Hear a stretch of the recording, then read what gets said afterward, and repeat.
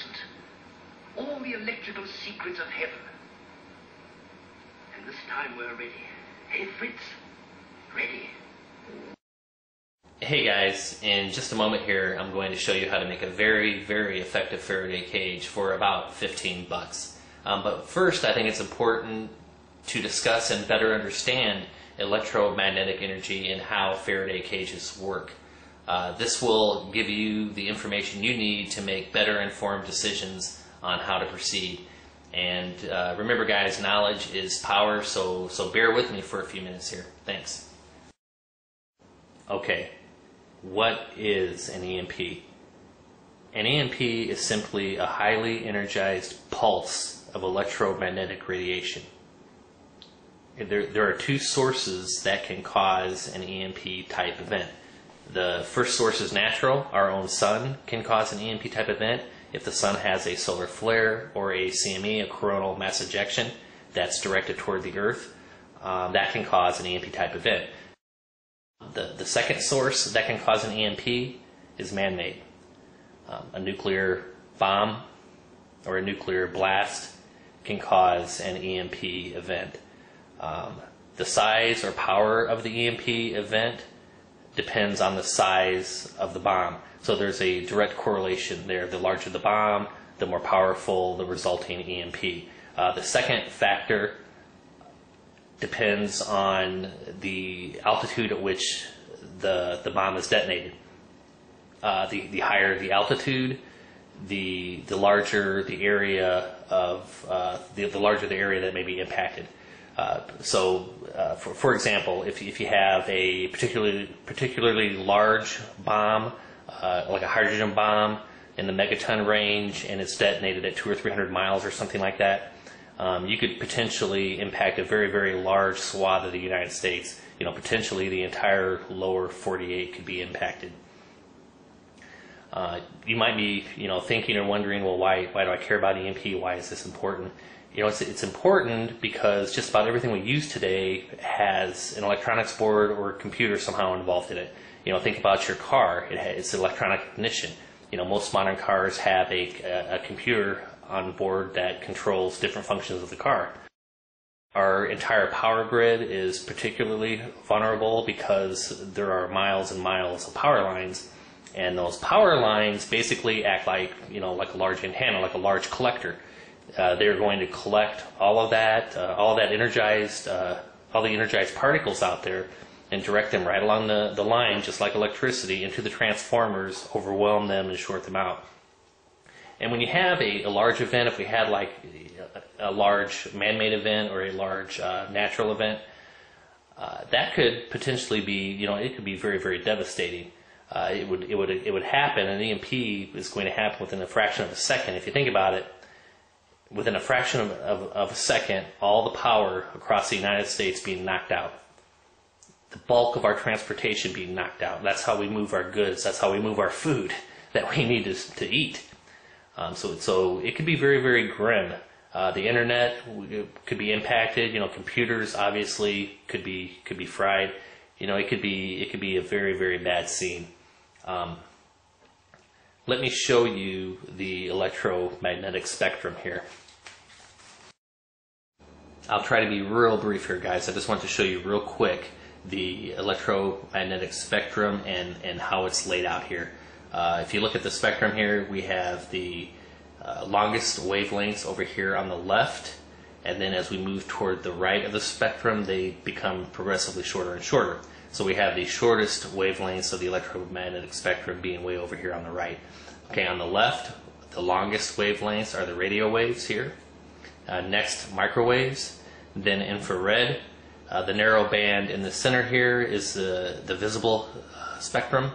Next are the X-rays, and then the very shortest wavelengths are the gamma rays. We know from tests, nuclear tests that they conducted during the 50s, that, and also the starfish prime test that was conducted in the early 60s, that most of the charged particles from an EMP are in this range over here, the longer wavelength range. So that's important to know for a couple of reasons. The first reason is this will allow us to test our Faraday cage using a radio or a cell phone, because those are in this area of the range here. So if our Faraday cage, if you stick your cell phone or a radio in your Faraday cage and you can't call the cell phone and you can't hear the radio play, then you know your Faraday cage is pretty effective. The other reason that this is important to know is that, you know, a man-made nuclear blast is basically like a little sun. So we can infer from that if we had a natural event, we could expect pretty much the same results. So I think what this tells us here is that we can test our Faraday cage using a radio and a cell phone, and if it works and it protects and you can't pick anything up, then you know your Faraday cage will protect your electronics, whatever you stick inside it, from both a man-made event, EMP event, and also a natural EMP event. So I just wanted to illustrate this real quick here for you guys and point that out. Okay, let's discuss Michael Faraday and his invention, the Faraday cage. This segment of the video is probably the most important segment. This is basically the meat of the video, and there are some key concepts here that I really want you guys to understand and wrap your gray matter around. For those of you who don't know much about Michael Faraday, he was born in 1791. He was an English physicist and chemist, and he invented the Faraday cage in 1836, so it's been around a long, long time. So what I want to do now, just real quick, is read a few sentences from this text, because the author really does a good job of laying everything out. So just real quick here, guys, this is from the text you see right before you. The author says, Faraday's plan of attack was to demonstrate that all electrostatic phenomena are reducible to his envision of the induction process, essentially to the redistribution of charged molecules of ordinary matter. He didn't know what those molecules were, only that they carried the property of electric charge.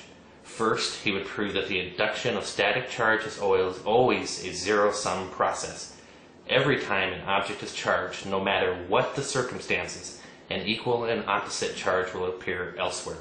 Second, he would prove through meticulous measurement that the interior cavities of charged vessels are truly free of electrical charges or influences. And then the author goes on to say in the next paragraph, Faraday determined that without exception, charge settled exclusively on each vessel's outer surface.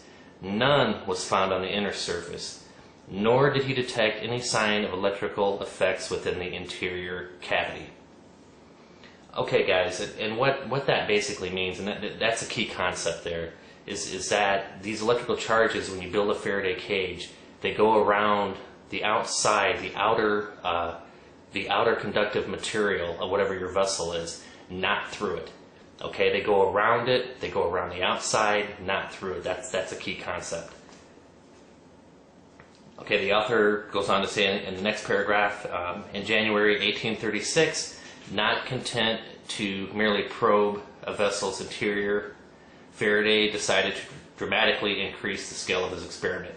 His Faraday cage, as it became known, took the form of a cubical wood frame, 12 foot on the side, sheathed in copper wire and tinfoil to make the cube's surface a more or less continuous conductor. It was mounted on insulating supports in the Royal Institution's lecture hall. Okay, so the concept that I want you guys to understand, this is another key concept, and this is a controversial one, is that Faraday cages do not need to be grounded. Okay, there's no need at all to ground your Faraday cage. And I'm going to read just one more little quick bit here, and this is a quote from Michael Faraday himself, the inventor of the Faraday cage. I went into the cube and lived in it, and using lighted candles, electrometers, and all other tests of electrical states, I could not find the least influence upon them or indication of anything particular given by them, though all the time the outside of the cage was powerfully charged, and large sparks and brushes were darting off from every part of its outer surface. Without further ado, here is my Faraday cage. This is a galvanized steel garbage pail. That's right, guys.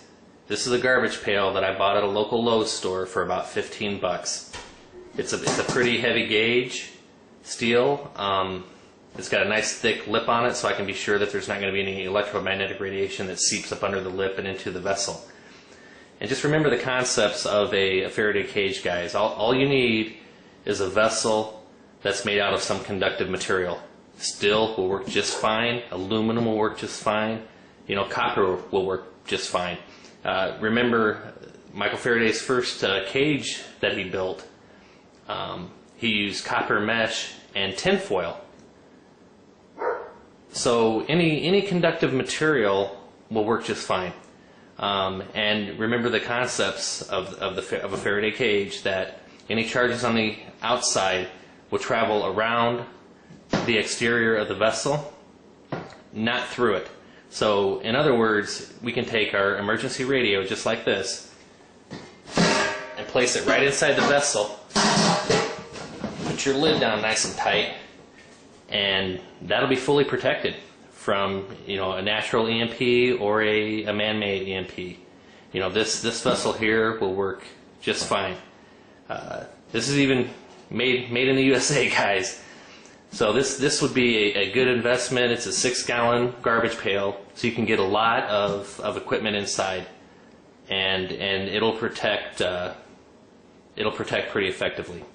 If you're still not convinced, let's run a couple of experiments here real quick.